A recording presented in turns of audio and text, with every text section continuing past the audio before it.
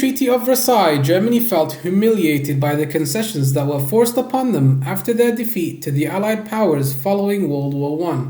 They had been forced to give up 65,000 kilometers of territory and 7 million people.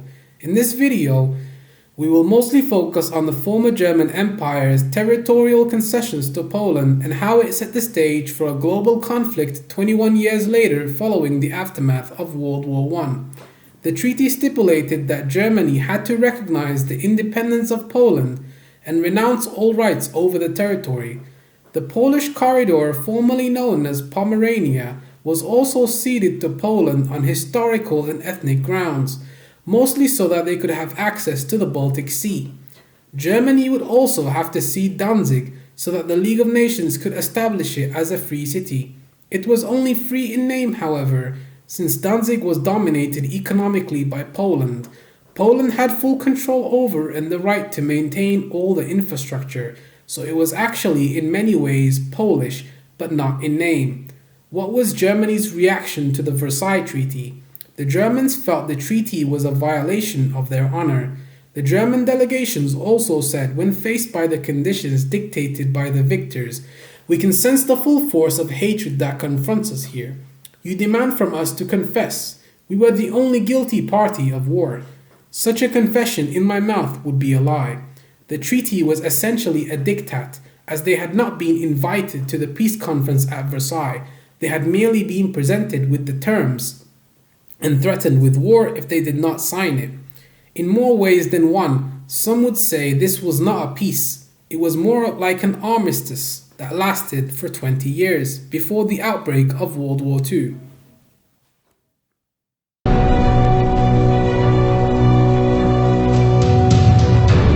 On the 24th of October 1938, less than a month after the Munich Agreement, Ribbentrop was host to Józef Lipski, the Polish ambassador in Berlin. At a 3-hour lunch at the Grand Hotel in Berchtesgaden, Poland, like Germany, and indeed in connivance with her, had just seized a strip of Czech territory. The luncheon talk proceeded in a very friendly atmosphere. Nevertheless, the Nazi foreign minister, Ribbentrop, wasted little time getting to business. The time had come, he says, for a settlement between Poland and Germany. It was necessary, first of all, to speak with Poland about Danzig, he says. The Nazis demanded that it should revert back to Germany. The demands didn't stop there, however. The Reich also wished to build a highway and a double-track railroad across the Polish corridor to connect Germany and Danzig with East Prussia. Both would have to enjoy extraterritorial rights. Finally, Hitler also wanted Poland to join the Anti-Comintern Pact, essentially serving as a vassal to Germany's interests in the East against Russia. Now, were these demands reasonable? Let's take a look at demand 1, the immediate cessation of Danzig to Germany. Of the entire ultimatum, this was probably the most righteous demand. It was a city that was nearly uniformly German and had been even under the rule of the Polish-Lithuanian Commonwealth, primarily inhabited by Germans for approximately some 600 years by that point. It had been cut from Germany against clear wishes of its people, only on the excuse of giving Poland a seaport. Never mind the fact Poland immediately started building another port at Gdynia, which started receiving shipping in 1923, and by 1931 was a larger port than Danzig itself. Danzig should never have been taken from Germany, to which it belonged. The need of Poland for a port could have been eminently satisfied by temporary safeguards for Polish trade put in the Versailles Treaty. Failing that, throwing of Danzig into Polish puppethood should have been only a temporary affair. The city should have returned to the Reich a decade before that fateful ultimatum. Let's take a look at demand number 2, an establishment of a superhighway connecting Danzig with East Prussia. This demand seems unreasonable, given that this would have cut off Poland's access to the Baltic Sea. There was really no reason the Poles would have gave up the corridor, given the fact that the inhabitants were historically Polish. Even before the partition of Poland in the late 18th century, it was always inhabited by a Polish majority.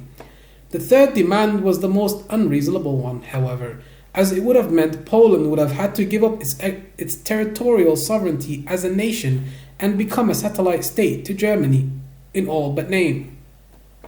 In return for these concessions, however, Germany would be willing to extend the German-Polish treaty from 10 to 20 years and guarantee Poland's remaining territory. Lipski said he would report to Warsaw, but personally he saw no possibility of the return of Danzig to Germany when Hitler had personally assured the Poles that he would not support any change in the Danzig Statute.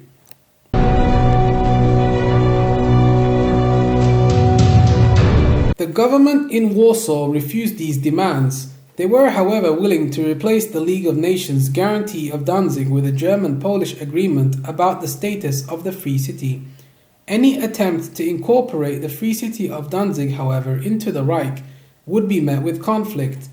On November 24th, 5 days after the Ribbentrop-Lipski meeting, Hitler said preparations must be made to take Danzig by surprise. The preparations would be made on the following basis: a quasi-revolution of Danzig, exploiting a politically favorable situation.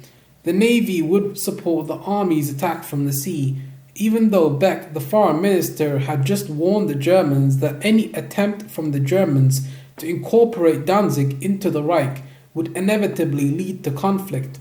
Hitler convinced himself that it could be done without a war, just like the Sudetenland. Local Nazis in Danzig would take their orders from Germany, just like the Sudeteners had done before the Munich conference. Hitler believed it wouldn't be difficult to stir up a quasi-revolution there, with the strategic goal of seizing Danzig for the German Reich. Hitler felt that Danzig was German and would always be German and would sooner or later become Germany.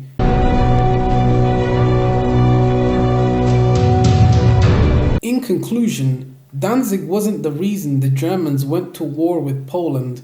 It was just a casus belli, a justification to declare war.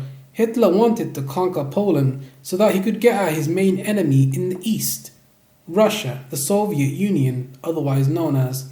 He called it Lebensraum. He felt the Germans were a superior race and needed more land and resources to grow their population and economy to wage war. Germany at that time lacked the natural resources to be considered a superpower, and considering its navy was significantly weaker than Britain's, they would be landlocked and unable to import crucial resources in times of war from abroad.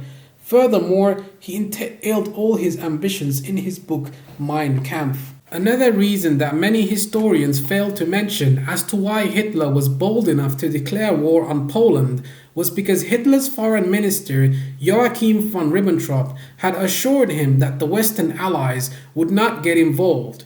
History tells us they were wrong, however. I believe if Hitler felt the Western Allies would declare war, he may have stayed out of the conflict. However, once they attacked Poland, there was no going back. If you enjoyed this video and would like others of similar quality, please hit the like button. Thank you for watching.